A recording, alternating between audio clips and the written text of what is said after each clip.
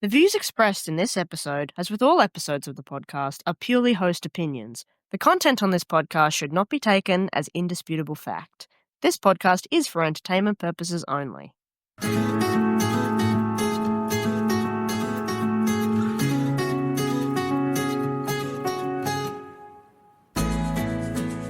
Hello and welcome to the Full Bottle Podcast. We are back from a jam-packed week in the New South Wales Riverina. Rachel, how did you find the Congress? Hi, Sarah. It was spectacular. It was a huge week, but being able to see all of you lovely citrus growers and industry members there was an absolutely incredible opportunity in the heart of the fantastic Griffith and Leeton area. Yeah, all the growers that we got to shake hands with, some of whom you and I have spoken to, interviewed, chatted to, sought information from, all sorts of things, and just being able to meet people in person, it makes such a difference to us and to just getting to know who's who in the zoo and having a lovely chit chat, which is what we did a lot of, getting to know people, the growers, and of course all our lovely sponsors and exhibitors. You and I spent a lot of time chatting to people, didn't we?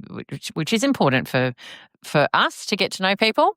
Yeah, exactly. No, it was great for it was our first Congress. It was great to see all these new faces and old faces as well. Great to catch up with everyone. And it was just a fantastic event. There was some great awards given out, demonstrations, so many wonderful things to see. Those field days the field day was very cool, wasn't it? And we drummed up on both days. We drummed up a fair bit of media interest from both national and local New South Wales and extended media, which was really, really exciting to see.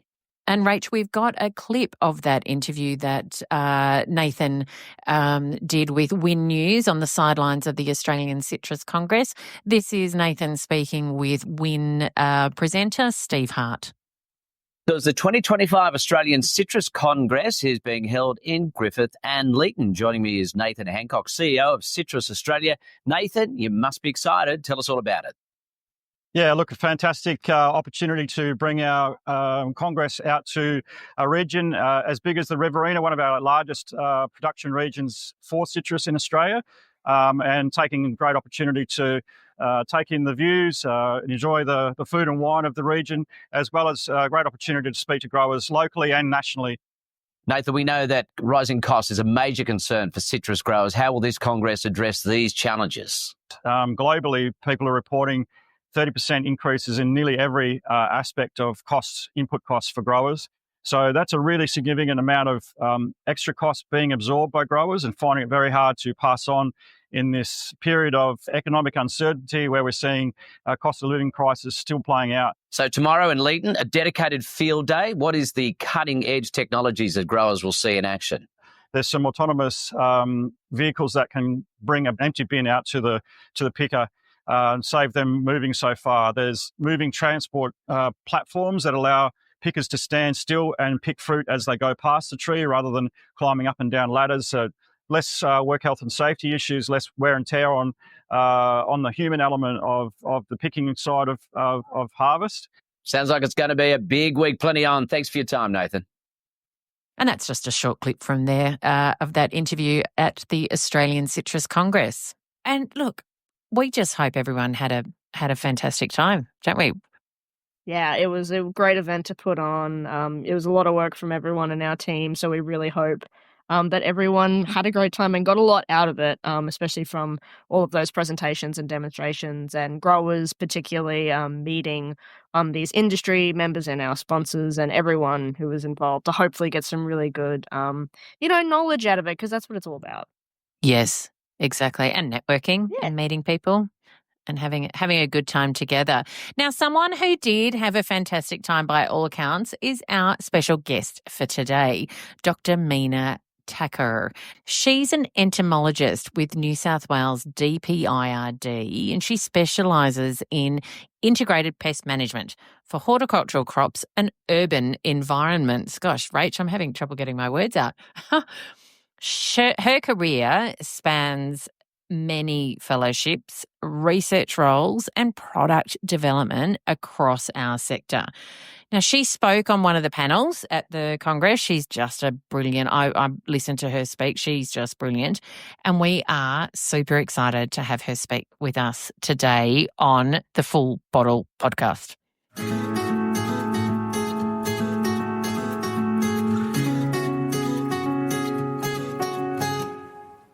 So, Dr. Meena, thank you so much for joining us. How are you today? Have you recovered from what was a pretty busy week, especially for you panellists? And as I said to Rach, we were excited to see you up on stage. Have you recovered?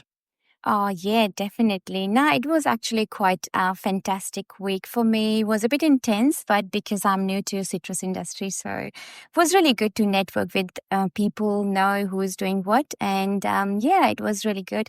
I especially like that there was so much focus on sustainability in all stages of crop production, which is really a way to go. So yeah, I really enjoyed it. Yeah, it was a good time. Well, we just loved meeting, the likes of you and Dr. Mahmood as well. I think I threw my arms around you both. I was so excited because we do work with you around the magazine and other things, and it's always so exciting for Rach and I to meet the people who we work with, meet them in person. So we just loved meeting you.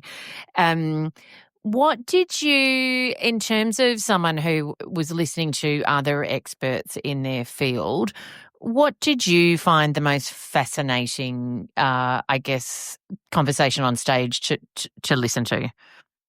I think all the sessions were quite informative, especially for me. As I said, I'm new to citrus industry, and there are lots of things from production to marketing to food quality.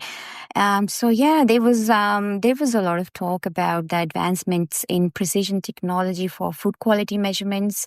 That was quite exciting, especially imaging and sensor-based systems that help growers optimize production.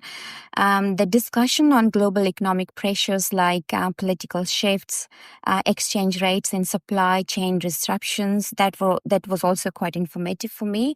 And I quite enjoyed listening to the innovations for reducing labor costs and improve efficiencies in production, harvest and packing. Yeah, I think that all those sessions were quite informative, and how much it takes to get to where we are. So a lot of hot button topics there. I think labour being one of the key issues that was discussed there, but just increasing efficiencies, which, as we know, was the focus of the Congress. Your panel was changing trends in crop production. Perhaps not everyone was able to get to Griffith to hear you. Could you give our listeners just a bit of a recap into some of the insights that you shared with those who were able to be at the Woodside Hall in Griffith that day? Yes, absolutely. One of the key takeaways from the panel was that pest management is becoming more data-driven. We discussed the role of predictive modeling, remote sensing, and digital tools in tracking pest populations and precision spraying. There was also a strong emphasis on balancing chemical use with cultural and biological control measures to maintain beneficial insect populations while effectively managing insect pests. And we are seeing a clear shift towards integrated pest management, where biological controls and predictive tools work alongside chemical approaches quite well. Resistance management was another major discussion point, because sustainable practices depend on careful chemical use to prevent resistance buildup. So using the chemicals in rotation is very important. And another key insight was the pipeline of new pest management products. While innovation is ongoing, bringing new chemicals to market is a lengthy process due to regulatory approvals, safety testings, and efficacy trials, and it can take up to 8 to 10 years or even more, depending on the type of active you're bringing to the market and the amount of testings it may take. So this highlights the need to maximize the effectiveness of existing solutions while preparing for the future with emerging technologies. So sustainability will be a way. And it starts with the hygiene or the sanitation process. So in orchards, if growers are following proper sanitation and then doing all the cultural practices that they can, and using chemicals as the last resort, that would be really a way to go forward to manage not just the existing insect population, pest issues, but also some of the threats that we still haven't faced in Australia, for example, HLB and ACP, Asian citrusillid. So sustainability is a way to go forward and to deal with the existing as well as the future pest threats. Now, we also want to have a bit of a chat to you further about the work that you're doing with DPIRD, and Gall Wasp, as we know, is one of those focuses for you, together with HLB. What are some of the new approaches being trialled to manage Gall Wasp at the moment under your watch? Yeah, sure. So in this Gall Wasp project, it is actually an IPM of Gall Wasp and Phyllis Rose Weevil project, a hot innovation funded project. In this project, we have investigated new monitoring methods for monitoring citrus gall wasps as well as Phyllis Rose Weevils. And we have updated the online timing guide for citrus gall wasp and have expanded this timing tool to Perth and Queensland. Previously, it was only for the southern regions, but now growers from Perth and Queensland can also check the timings for citrus gall wasp emergence. The prediction tool has been updated based on the new findings under this project to more accurately predict when the gall wasp will emerge or when the eggs will hatch, to help growers with the management plannings. And we have also investigated in new chemical options for controlling Phyllis Rose Weevil and citrus gall wasps, and a PhD study is also underway to study the biology and ecology of citrus gall wasps in Australia. And under this PhD study, we have found a new gall wasp species, but I think we still need to do some more work to confirm if it is a new species or is more related to the existing ones. But it looks like that it may be a new species. It has been found on desert lime. So there is some exciting work that has been done under this PhD, which can shape how we manage gall wasps. So looking forward to the completion of this study. What about the Gall Wasp prediction tool? Tell us a little bit about that. Yes, so the Gall Wasp prediction tool is a model designed to forecast the timing of gall wasp emergence as well as egg hatch based on environmental factors such as temperature. It helps growers to pinpoint the most effective times for control measures, including pruning and chemical applications. The tool is developed using degree day models, which accumulate heat units to estimate insect development. By tracking seasonal temperature variations, it can provide location-specific insights into when the gall wasp will emerge and lay eggs. This prediction tool is really valuable for integrated pest management of gall wasps, as it allows growers to time their interventions more precisely, reducing unnecessary chemical applications and improving overall efficacy of the control measures. And I know our very own Dr. Jessica Lai is one of the leading researchers around gall wasp. You work across a number of different crops and fruits. Are you finding a lot of similarities in gall wasp prevention mechanisms, I suppose, across those spaces, or any methods that could be utilised by the citrus industry specifically? Definitely. I think integrated pest management is the basics for any insect, any crop, if we are if we are integrating different management practices based on the threshold levels or the population levels of gall wasp in a particular orchard, then I think we can manage it really well. And this is the same for all the industries, be it grapes or vegetables. If you don't know what insect issue you have and at what numbers and their life cycle, if you don't know when is the right time to apply any chemical or any other control measure, then that's you'll just miss out on managing that pest. So this is the same for gall wasp. If we manage the gall wasp based on integrated pest management principles, starting from monitoring and identifying the levels of the damage, and then applying the chemicals or other control measures accordingly, then I think we can manage it very well. Now, can you tell us just a little bit about population modelling for gall wasp and how important that is to, I guess, understanding and, I guess, for your research efforts, to understanding the layered effects of management methods? Yeah, no, prediction modeling or population modeling is crucial because it helps us predict longer term trends based on different control strategies. For instance, it shows us how parasitoid population trends responds to gall wasp outbreaks and how different management practices can influence infestation levels. So by simulating various scenarios, we can guide growers towards the most suitable and effective management options. So population modeling is really important. I think we have Dr. Junvamo has done this modeling and he has done a great job. And if the growers follow the models and the prediction tool properly, I think we can get gall wasp control under control. Oh, my golly gosh. Well, Dr. Meena, that is amazing. Rach now wants to jump in to the topic of Huanglongbing and the work that you are doing around that. So I'm going to pass it over to Rach.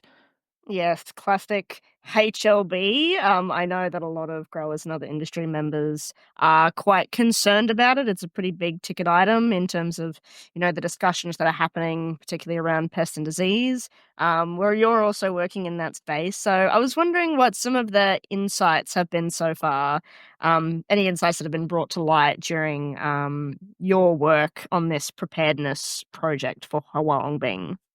Yeah, you're absolutely right, Rachel. HLB is one of the most devastating citrus diseases, and I truly hope we never have to face it in Australia, but we have to be prepared. It's just around the corner. We are just lucky that we haven't got it so far.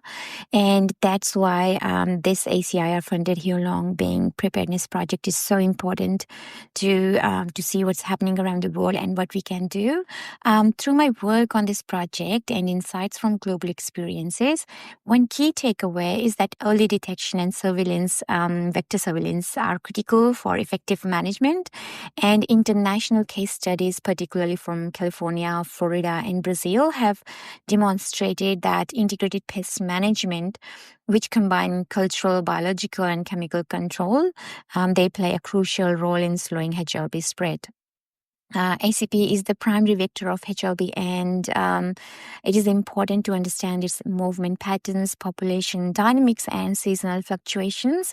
And my role in this project is around developing the attractants or deterrents to monitor or control the ACP effectively, especially under low population scenarios. We are looking to develop an attractant that can detect ACP in low population scenarios, because if we get an incursion, it would likely start with very few psyllids. So yeah, we need to have an effective attractant in place to detect those tiny populations. And this trial work is currently underway in Indonesia, and we are traveling there next month for the project review. And this is also a planning meeting to shape our future research directions. And this will also give me an opportunity to meet with the Indonesian researchers and refine our strategies for HLB preparedness and management. Through this project, we are leveraging international expertise from Australia, Indonesia, and China to improve sustainable HLB and ACP management in Indonesia, while also boosting Australian preparedness in case of an incursion. And for Australian growers, now is the time to start adopting sustainable management practices if they haven't already, and be prepared for the possibility of HLB. In California, IPM strategies, particularly the conservation of ACP natural enemies, have been instrumental in slowing the disease. And if we start implementing similar strategies in Australia, we can better protect our orchards for the long term. Just speaking on California, we'll go to the other side of the United States. Obviously, our friends over in Florida and also in Brazil have been dealing with a lot of HLB incursions. What are some of the differences that we as Australian and also our friends over in Indonesia, what are some of the differences that need to be considered when comparing the impacts of HLB in Florida and Brazil to the potential impacts here in Australia and Southeast Asia? Like what's different? How could it impact us differently that needs to be considered in the research? I think the key difference is that Australia still has a chance to prevent or delay HLB, whereas Florida and Brazil have already experienced widespread devastation. In Florida, HLB was detected late, which led to rapid spread due to high psyllid populations and limited initial management efforts. And in Brazil's industry, I think they also suffered major losses, but they have adopted intensive management strategies by using frequent pesticide applications and tree removal, and they are also doing high density plantings. So they are managing it that way. In Southeast Asia, smallholder farming system makes the coordinated management challenging. So we are from those points of views, I think Australia is much better. We have the advantage of strong biosecurity measures. We have structured industry support and the ability to implement proactive management before HLB arrives. So I think we will be a bit better than what these industries faced. That's good to hear. Thank God. How important is that collaboration that we're having between us in Australia and our friends over in Indonesia and Southeast Asia? How important is it to help really get into the core elements of tackling HLB? I think collaboration is essential and will be essential in the long run as well, because HLB is a global issue. It's not just it's just Australia. I think we are the only one who are safe. Most major citrus production regions are suffering. So Australia can learn from Southeast Asia's experience with managing the disease and ACP populations. Sharing surveillance data, research findings, and management strategies will help both regions strengthen their preparedness, and cross-border cooperation will also support our early warning systems, capacity building, and the development of sustainable management solutions. I think by working together, we can improve response strategies and protect our industry across the regions. So, yeah, I think collaboration will be very, very important. Oh, can I just jump in really quickly? If you could wave a magic wand, Dr. Meena, in terms of HLB incursions and our management of that, what would you like to see every grower aware of in Australia? Identification. They need to know what the ACP looks like. They need to know what this disease symptoms looks like. So I would strongly encourage all the growers to be updated with what's happening around HLB and get educated what the ACP looks like and start putting some sticky traps around their orchards to catch the ACP's Asian citrus in time if it arrives, and then be proactive and don't keep things to themselves. Share with others. If they notice anything, that talk about it. Yeah, in the industry, there's a thing that if you have got a problem, it's your problem. Don't share it. But I think now that won't help. If I think a grower who is following the monitoring and surveillance techniques, I think they should be rewarded, and the one who actually finds something new, they should be really, I think, rewarded with something. That's how I think we should start. We should That's a start great doing initiative. something. Yeah, we should start taking those initiatives, I think, to encourage growers to be more proactive, because we are safe until we don't have it here. I think prevention is the better care. Yep. Yeah. So I think I would just strongly encourage all the growers to just be more alert, be more proactive, and start looking what's happening in their orchard and what's their major issues. Yeah. Where is a good place for all of these lovely growers to find some information on how to detect all of this? I'm assuming DPIRD has a lot of really good information. Yeah, there is lots of information on all the I think public service departments like us, like agricultural departments, New South Wales DPIRD, Citrus Australia has lots of information, and Western Australia. If you can wherever you like to whichever state you belong, look up online on your research, organizations or organizations like us, DPIRD. So yeah, there is lots of information available. Lots of things on those. Yeah, Hot Innovation website, you can find information there. If you just Google and type HLB ACP, there will be lots of information available online. Well, thank you so much, Meena. It's been absolutely fantastic talking to you. Thank you for this really, really in-depth insights into everything. It's great to know that we have great researchers and great organizations on the side of growers and industry to make sure that we're all kept safe. It's fantastic. It's really great. Thank you. Thank you so much, Rachel. Thank you for having me. Thank you. Thank Sarah. you, Dr. Meena, and thank you for all your efforts at the Congress as well. You were a spectacular operator there too.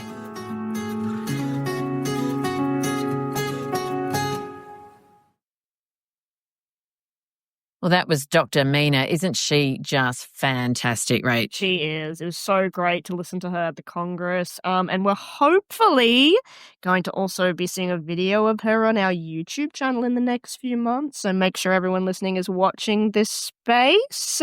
Wink, wink. Yeah, YouTube and our socials, of course. We've got a terrific little video that we're going to be putting together from one of Meena's like for likes, who's based in Queensland, and we're going to be producing a couple of those videos and throwing them out on our socials this year. So yes, Rach, just great to listen to her and get and have an in-depth chat with her about her specialties. Now, I'm a bit excited to get back stuck into business. I guess we're working already frantically ahead of the Easter break on the magazine.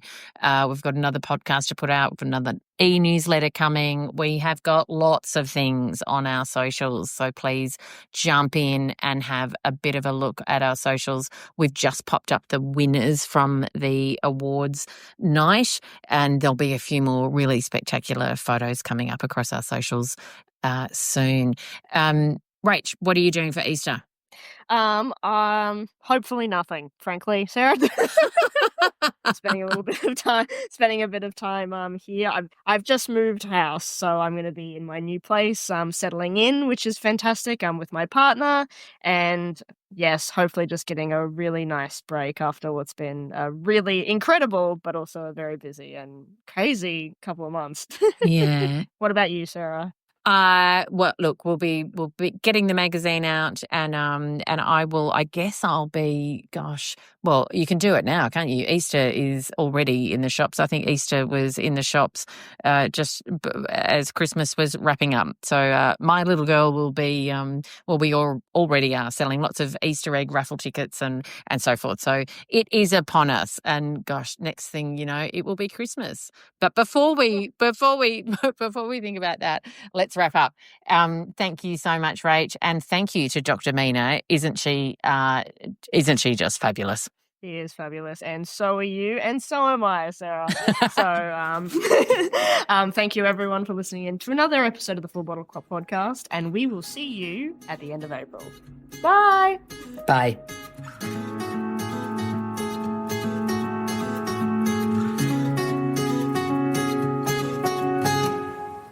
The Full Bottle podcast is funded by Hort Innovation, using the Citrus Research and Development Levy and contributions from the Australian Government.